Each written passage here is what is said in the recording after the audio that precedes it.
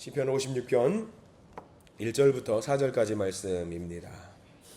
우리 1절부터 함께 같이 읽어볼까요? 1절입니다. 하나님이여 내게 은혜를 베푸소서. 사람이 나를 삼키려고 종일 치며 압제하나이다. 내 원수가 종일 나를 삼키려 하며 나를 교만하게 치는 자들이 많사오니 내가 두려워하는 날에는 내가 주를 의지하리이다. 내가 하나님을 의지하고 그 말씀을 찬송하올지라. 내가 하나님을 의지하였은즉 두려워하지 아니하리니 혈육을 가진 사람이 내게 어찌하리까. 아멘. 오늘 이 말씀 가운데 크신 은혜가 하나님으로부터 있기를 간절히 기도하고 소망합니다. 우리 기도하는 마음으로 고백할까요? 하나님의 은혜가 지금 저에게 임하기를 간절히 기도합니다. 우리 옆 사람 축복하면서 하나님의 은혜가 지금 여러분들에게 임하기를 간절히 기도합니다. 그래요. 오늘 56편 말씀은 사실 참 귀한 말씀입니다. 위기에 빠져 있는 사람들에게도 56편 말씀이 큰 의지의 말씀이 됩니다. 왜냐면은요, 56편 말씀의 표제어를 보시면은 어떤 상황 속에 있는지, 우리 다윗이 어떤 위기 가운데 있는지 알게 되거든요. 56편 표제어를 잠깐 읽어볼까요? 56편 표제어 이렇게 나와 있습니다. 다윗의 믹담시, 인도자를 따라 요닛 엘렘 르호김에 맞춘 노래. 다윗이 가드에서 블레셋인에게 잡힌 때에라고 나와 있습니다. 제일 끝에 어느 때라고 나와 있죠. 가드에서 블레셋 사람들에게 잡힐 때라고 나와 있습니다. 여러분들이 알고 있을 때 다윗이 블레셋 사람들에게 잡힌 때라고 하면 딱 한 번 있습니다. 언제죠? 사울에게 피했는데 갈 데가 도저히 없을 때 어디로 갔어요? 결국에는 블레셋 가드로 도망해서 거기서 목숨을 부지했던 때가 딱 한 번 있습니다. 적국의 나라로 갔습니다. 자기가 살기 위해서, 결국은 살기 위해서 이스라엘 땅에는 도망갈 곳이 없기 때문에 결국 갔었던 곳이 마지막 블레셋 땅으로 갔었던 때가 딱 한 번 있지요. 위기의 그때입니다. 다윗이 가장 밑바닥에 있었을 때였어요. 얼마나 밑바닥이었을까? 가서 살기 위해서 어떻게 했어요? 미친 척 했잖아요. 미친 척 하기 위해서. 제정신이었는데, 온전한 정신이었지만 사람들 앞에서 미친 척 했어요. 그것도 성한 사람들의 적국이죠. 적들에게 가서 미친 척해서 목숨을 부지했던 때입니다. 우리는 어떻게 해서 다윗이 살았는지 역사적인 상황을 다 알고 있어요. 사무엘상 21장 말씀에 기록이 되어 있는 내용이고요. 여러분들이 다 아시는 내용입니다. 미친 척 해가지고 살았습니다. 그러나 우리가 시편 56편을 통해서 알아야 될 것은 뭐냐면, 미친 척해서 살았다라는 것이 중요한 게 아니라 그의 마음의 심리 상태입니다. 그의 마음속에 무엇을 의지하면서 전진했는지 그것을 붙잡고 나가야 되는 것이 굉장히 중요합니다. 그의 마음속에 무엇을 의지하면서 그렇게 하면서 나아갔는가, 우리가 오늘 말씀을 통해서 다윗의 마음을 헤아려야 돼요. 1절 말씀 볼까요? 1절 말씀에 이렇게 나와 있습니다. 1절 말씀 같이 한번 읽어보겠습니다. 하나님이여 내게 은혜를 베푸소서. 사람이 나를 삼키려고 종일 치며 압제하나이다. 거기 중요합니다. 내게 은혜를 베푸소서. 밑줄을 그어두시기 바랍니다. 겉으로는 미친 척 했지만, 겉으로는 미친 척해서 사람들이 저 사람 미쳤다라고 이야기를 했지만 그 마음속에 무엇이 있었느냐? 하나님, 이 위기의 때에, 고통의 때에, 곤란함 때에 내가 의지할 것은 하나님 한 분뿐입니다. 내게 은혜를 베풀어 주시옵소서. 하나님만 붙들고 나아갔던 다윗이 여기 나와 있습니다. 간절히 하나님만을 원했던 다윗. 다윗이 할 수 있는 것이 무엇이었어요? 아무것도 없어요. 의지할 것이 없습니다. 딱 하나 할 수 있는 것이, 유일하게 하나 있는 것이 무엇이었냐? 하나님 붙잡는 것이었습니다. 이거 하나밖에 없었어요. 아무것도 자기를 살릴 수 있는 것이 없었고 자기를 도와줄 것이 없었지만 다윗이 의지할 수 있는 것 딱 하나, 무엇? 하나님이었습니다. 이게 참 귀한 것이었습니다. 하나님 한 분을 의지할 수 있었다는 것이 얼마나 귀한 건지 몰라요. 왜냐하면 하나님이 그 무엇보다 가장 강력한 무기였기 때문입니다. 위기의 때를 가고 계시는 우리 믿음의 성도님들, 다윗을 기억하십시오. 아무것도 붙잡을 것이 없을 때 딱 하나 붙잡을 것이 있는데 그게 뭐냐면 여호와 하나님이라는 사실을 명심하시기 바랍니다. 그러니까 그 여호와 하나님이 가장 강력한 무기라는 것을 또 명심하시기 바랍니다. 주님을 의지한다라는 이 고백, 다윗의 고백이 여러분들의 고백이 되기를 간절히 축원합니다. 그리고 그 하나님을 의지하는데요, 계속해서 반복해서 의지한다라는 이야기를 56편 말씀 쭉 해서 이야기하고 있어요. 3절 볼까요? 3절 읽어보겠습니다. 시작. 내가 두려워하는 날에는 내가 주를 의지하리다. 거기 내가 주를 의지하리다 밑줄 그으십시오. 내가 주를 의지하리다. 의지할 것이 주님밖에 없습니다. 내가 주를 의지하리다. 이 주를 의지하리다가요, 이 시편 56편 말씀이 계속 나와요. 4절 말씀도 볼까요? 4절 시작. 내가 하나님을 의지하고 그 말씀을 찬송할지라. 내가 하나님을 의지하였은즉 두려워하지 아니하리니 혈육을 가진 사람이 내게 어찌하리까. 계속 의지하겠습니다. 의지하겠습니다. 주님을 의지하겠습니다. 반복해서 나옵니다. 우리 모든 성도님들 주님을 의지하시기 바랍니다. 주님을 의지하면 4절 말씀에 어떻게 된다고요? 주님을 의지하였은즉, 하나님을 의지하였은즉 두려워하지 아니하리니. 두려워하지 아니하리니. 거기 동그라미 표시해둬야겠죠. 두려워하지 아니하리니. 두려워하지 아니하리니. 하나님을 의지하면 두려워하지 아니하리니. 잘 기억하세요. 하나님만 의지하면은요, 두려워하지 않을 수 있다라는 사실. 여러분들 얼마 전에 우리가 말씀을 통해서 배웠습니다만, 믿음의 제자였던 베드로도요, 주님을 의지할 때 어떤 일이 있었죠? 물 위를 건너갈 수 있어요. 물 위를 걸을 수 있었어요. 주님을 의지했더니, 주님 한 분만 바라봤더니 물 위를 걸을 수 있었습니다. 그런데 물 위를 걸었을 때 그도 사람이었습니다. 풍랑이 몰려오는 것을 보고 다시 마음이 와르르르 무너졌던 일이 있었죠. 근데 우리는 증인이에요. 뭐냐면 하나님을 의지하고 하나님만 바라봤을 때 물 위를 걸었던 베드로의 모습을 우리는 잘 기억하고 있습니다.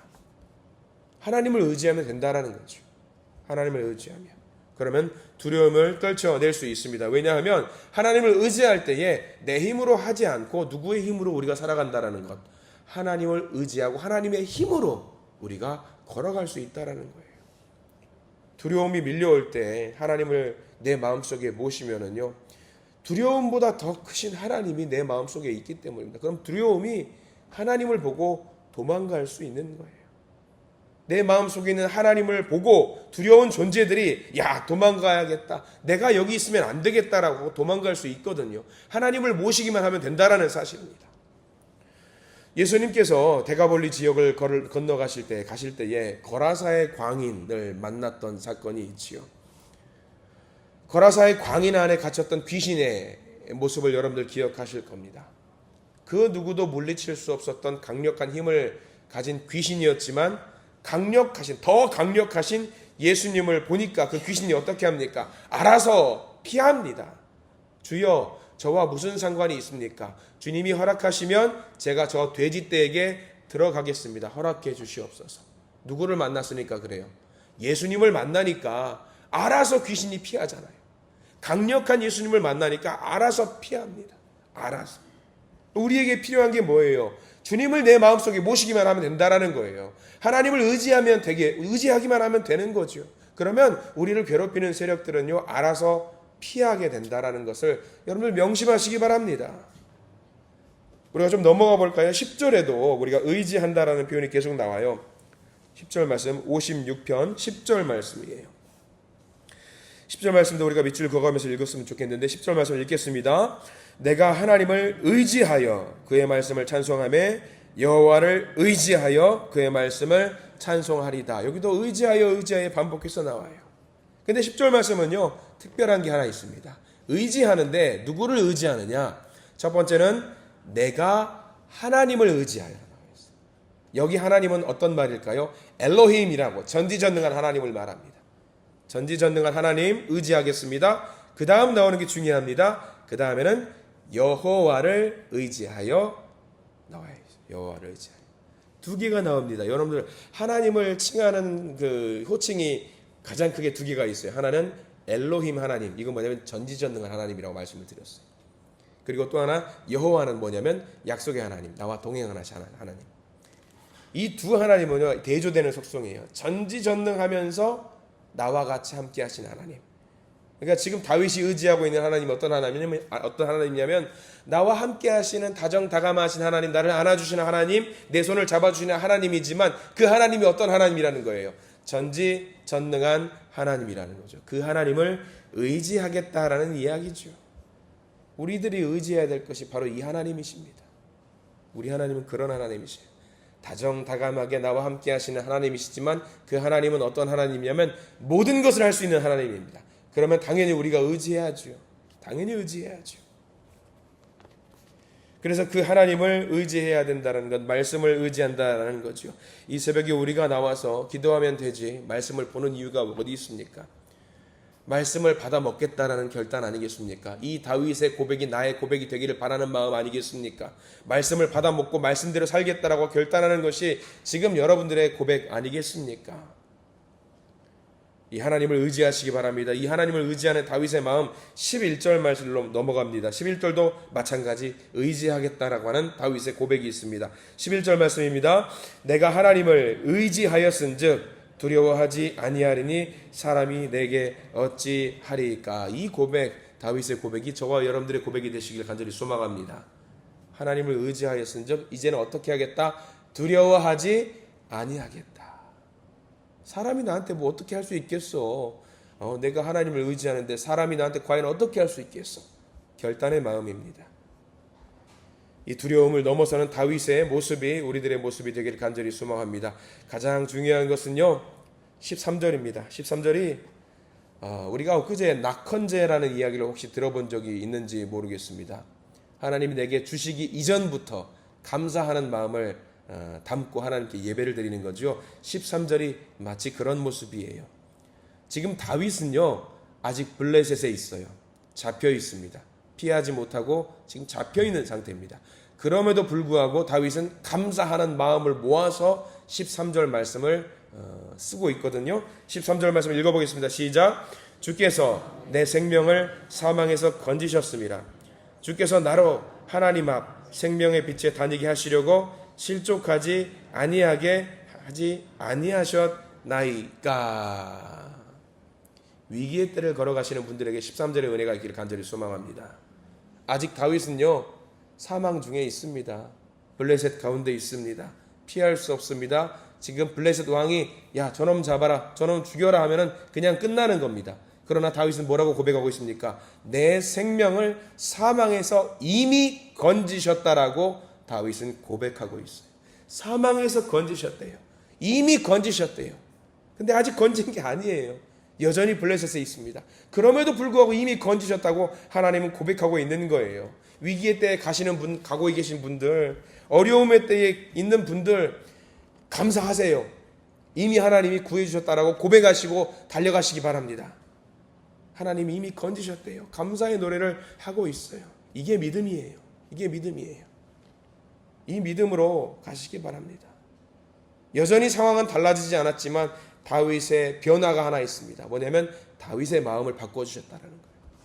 다윗의 마음을 그래 하나님이 이미 나를 건져주셨지라고 그 마음의 변화를 이미 심어주셨어요. 하나님을 의지했더니 뭐가 바뀌었어요? 상황이 바뀌었어요? 아니요. 내가 바뀌었어요. 내가 바뀌었어요. 왜? 하나님이 나를 지키신다라는 확신이 있기 때문에 내가 먼저 변화가 된 거죠. 혹시 우리 가운데 두려운 분들 계십니까? 우리의 삶 상황으로 인해서 두렵고 떨리는 분이 계십니까? 그럼 두려워 마십시오. 어려워 마십시오. 울지 마시고 힘들어하지 마십시오. 하나님께서 우리를 살펴주시고 지키신다고 약속해 주셨기 때문에 더 이상 힘들어하지 마시기 바랍니다. 오늘 말씀 9절 말씀을 읽고 마무리하기를 원합니다. 9절 말씀 별표를 치시고요. 밑줄을 그으시고요. 내게 주시는 말씀으로 받아 먹으시기 바랍니다. 9절 말씀 읽겠습니다. 내가 아뢰는 날에 내 원수들이 물러가리니 이것으로 하나님이 내 편이심을 내가 아나이다. 하나님이 누구 편이라고요? 하나님이 우리 편이랍니다. 저와 여러분들 편이랍니다.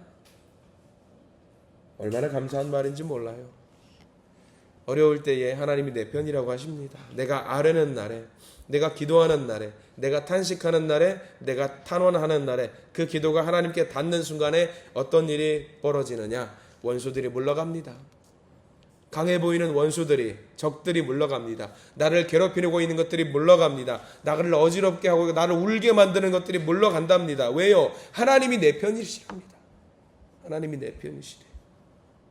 오늘 9절 말씀 그리고 시편 56편 말씀 우리에게 주시는 위로의 말씀으로 받으시고 이 말씀 가운데 복을 충분히 누리시는 복된 하루가 되기를 간절히 기도하고 소망합니다. 나만 누리는 것이 아니라 그리고 이것을 증거하고 전하시는 복된 하루, 능력의 하루, 은혜의 하루, 하나님 내 편 되는 하루 누리시기를 간절히 기도하고 소망합니다. 기도하겠습니다. 주님 감사합니다. 다윗이 피할 곳이 없어서 가면 안 되는 곳 블레셋으로 들어갔습니다.